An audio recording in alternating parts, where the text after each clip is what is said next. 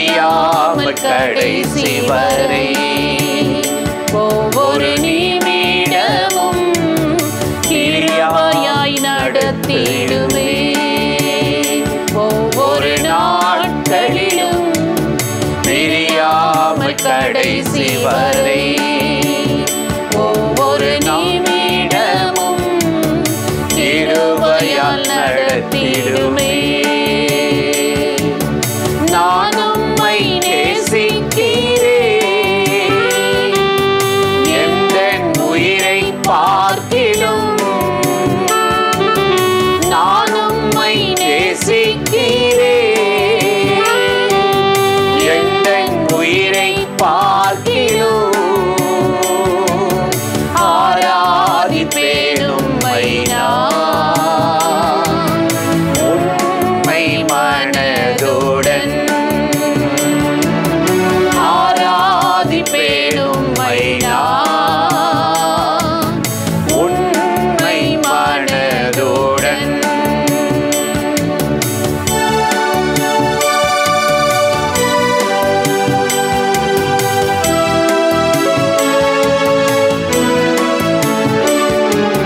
நேசிக்கும் நேசத்தின் தேவனே, என்னை நேசித்த நேசத்தின் ஆழமதை. என்னை நேசிக்கும் நேசத்தின் தேவனே, என்னை நேசித்த நேசத்தின் ஆழமதை. பெரும் கிருபை நினைக்கும் போது என்ன பதில் செய்வேனோ. பெரும் கிருபை நினைக்கும் போது என்ன பதில் செய்வேனோ. ரட்சிப்பின் பாத்திரத்தை உயர்த்துவேன் நன்றியோடு. ரட்சிப்பின் பாத்திரத்தை உயர்த்துவேன் நன்றியோடு. நான் உம்மை நேசிக்கிறேன், எந்தன் உயிரை பார்க்கிலும். நான் உம்மை நேசிக்கிறேன், எந்தன் உயிரை பார்க்கிலும். ஆராதிப்பேன் உம்மை நான் உண்மை மனதுடன். ஆராதிப்பேன் உம்மை நான் உண்மை மனதுடன்.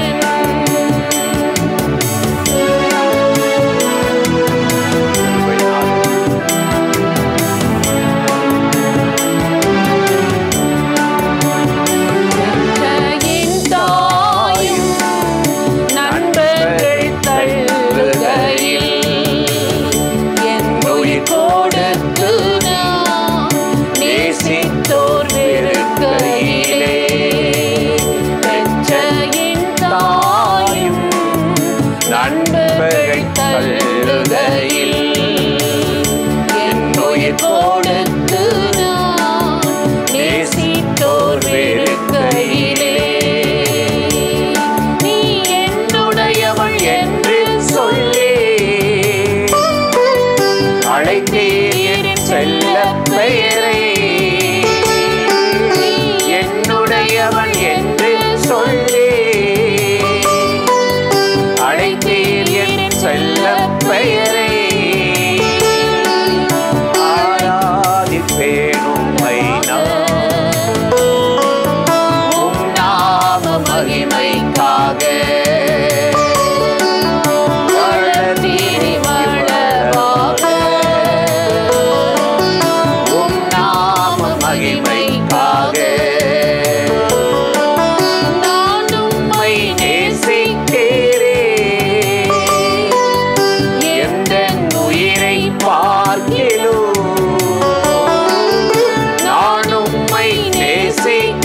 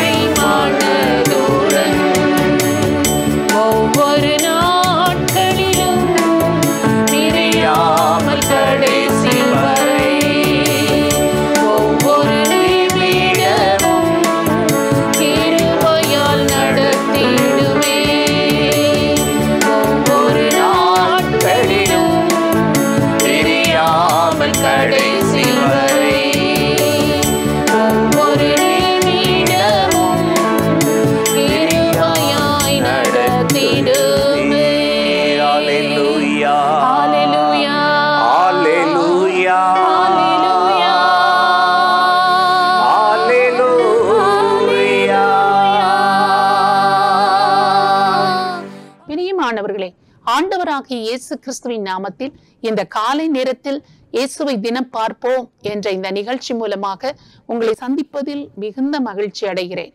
பிரசங்கி 5ஆம் அதிகாரம் 1ஆம் வசனத்தில் நாம் வாசிக்கிறோம், நீ தேவாலயத்துக்கு போகும்போது உன் நடையை காத்துக்கொள்.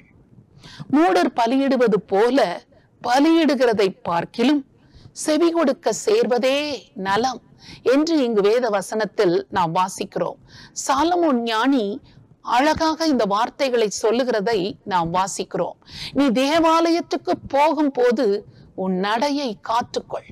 எப்படி நடந்து கொள்கிறாய் என்பதை நீ காத்துக்கொள்ள வேண்டும் என்று ஆலோசனை சொல்லிவிட்டு, பலியிடுகிறதை பார்க்கிலும் செவி கொடுக்க சேர்வதுதான் நலம் என்ற ஒரு ஆலோசனையை அவர் சொல்லுகிறார். இயேசு கிறிஸ்து சிலுவையில் நமக்காக இரத்தம் சிந்தி பலியாகிறதற்கு முன்பாக பழைய ஏற்பாட்டு நாட்களில் பலவிதமான பலிகளை செலுத்தி கொண்டிருந்தார்கள். ஆடுகளை அறுத்து இரத்தத்தை சிந்தினார்கள், அங்கு காளைகளை அறுத்து இரத்தம் சிந்தினார்கள். ஏனென்றால் இரத்தம் சிந்துதல் இல்லாமல் பாவ மன்னிப்பு இல்லை என்ற வார்த்தையின்படி அவர்களுடைய பாவ விமோச்சனத்துக்காக, விடுதலைக்காக அந்த இரத்தத்தை சிந்தி, என்னுடைய பாவத்திற்காக இந்த ஆடு பலியாகிறது, என்னுடைய பாவ விமோச்சனத்துக்காக இந்த காளையை நாங்கள் பலி செலுத்துகிறோம் என்றெல்லாம் அதன் மீது தன்னுடைய கையை வைத்து அந்த இரத்தத்தை சிந்துகிற போது அவர்களுடைய பாவத்திலிருந்து அவர்கள் விடுதலை பெற்றுக் கொண்டிருந்தார்கள். ஆனால் ஆண்டவராகிய இயேசு கிறிஸ்து சிலுவையில் மரித்து தம்முடைய சொந்த இரத்தத்தை சிந்தின பிறகு அப்படிப்பட்ட பலி செலுத்த தேவையில்லை. ஆனால் ஆண்டவர் இங்கு சொல்லுகிறார், மூடர் பலியிடுகிறதை போல நீ பலியிடுகிறதை பார்க்கிலும் செவி கொடுக்க சேர்வதுதான் நலம் என்று ஆண்டவர் சொல்லுகிறார். இதைத்தானே சவுலிடத்தில் சாமுவேல் சொல்லுகிறதை நாம் வாசிக்கிறோம். இந்த சாமுவேல், நான் வரும் வரை காத்திரு என்று சவுலிடத்தில் சொன்ன போது, அமலேக்கை நீ சங்கரிக்க வேண்டும் என்று சொல்லி இருந்த போது, இந்த அமலேக்கை முற்றிலுமாக அழித்து போடாமல் நல்ல ஆடு மாடுகளை எல்லாவற்றையும் சவுல் உயிரோடு வைத்து விட்டான். இந்த ஆடு மாடுகளின் சத்தம் என்ன என்று சாமுவேல் கேட்கிற போது, இவைகளை எல்லாவற்றையும் நான் கர்த்தருக்கு பலியிடுவதற்காக வைத்திருக்கிறேன் என்று சவுல் சொன்னதாக நாம் வாசிக்கிறோம். ஆனால் சாமுவேல் அதை பார்த்து சந்தோஷப்படவில்லை. நீ பலியிடுகிறதை பார்க்கிலும் ஆண்டவருக்கு கீழ்ப்படிவது, ஆண்டவருடைய சத்தத்துக்கு செவி கொடுப்பது தானே பிரியம், ஆண்டவருக்கு அதுதானே பிடிக்கும். நீ பலி செலுத்துவதை விரும்பினாய், ஆனால் ஆண்டவர் சொன்ன வார்த்தைக்கு நீ கீழ்ப்படியாமல் போனாயே, அமலேக்கை முற்றிலுமாய் சங்கரித்து விட வேண்டும் என்று சொன்ன வார்த்தைக்கு செவி கொடுக்காமல் அதை செய்யாமல் போய்விட்டாயே என்று சொல்லி சாமுவேல் சவுலை கடிந்து கொண்டதாக நாம் வேதத்தில் படிக்கிறோம். அதே போலதான் இன்றைக்கு ஆண்டவர் நம்மை பார்த்து சொல்லுகிறார், நாம் பலியிடுவதெல்லாம் நல்லதுதான், பாடல் பாடுகிறோம், ஆண்டவரை துதிக்கிறோம், ஆண்டவர் எவ்வளவு பெரியவர் என்று புகழ்கிறோம், ஆண்டவருக்கென்று நல்ல காரியங்களை எல்லாம் செய்கிறோம். ஆனால் அது நல்லது. அதை காட்டிலும் ஆண்டவருடைய வார்த்தைக்கு கீழ்ப்படிவதும் அந்த வார்த்தையின்படி வாழ்வதும் மிகவும் நல்லது என்றுதான் இந்த வேத வசனத்தின் மூலமாக நாம் இன்றைக்கு அறிந்து கொள்கிறோம். அப்படி வாழும்படியாக நம்மை ஆண்டவருடைய கரங்களில் இன்றைக்கு அர்ப்பணிப்போமா? பரிசுத்தமுள்ள நல்ல தகப்பனே, இந்த அருமையான நேரத்தில் உம்முடைய முகத்தை நோக்கி பார்த்து நாங்கள் ஜெபிக்கிறோம். நீ தேவாலயத்துக்கு போகும்போது உன்னுடைய நடையை காத்துக்கொள் என்று நீர் சொல்லி இருக்கிறேன்.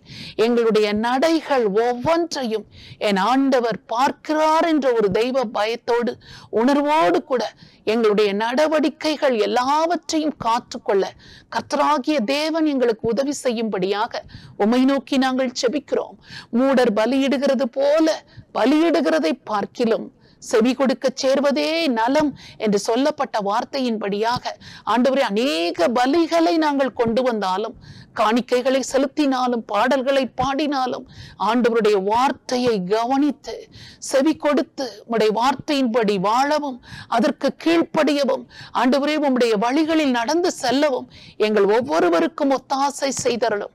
செவி கொடுக்க சேர்வதே நலம் என்று சொல்லப்பட்ட வார்த்தையின்படி உம்முடைய வார்த்தை என்ன சொல்கிறது, அது எதை எனக்கு கற்பிக்கிறது, நான் அதை செய்கிறேனா, நான் அதை செய்ய வேண்டும் என்று ஒவ்வொரு நாளும் எங்களை ஆராய்ந்து பார்த்து ஒப்படைக்க, அர்ப்பணிக்க எங்கள் ஒவ்வொருவருக்கும் நீர் உதவி செய்ய வேண்டும் என்று சொல்லி இயேசு கிறிஸ்துவின் நாமத்தில் ஜெபிக்கிறோம் நல்ல பிதாவே, ஆமென்.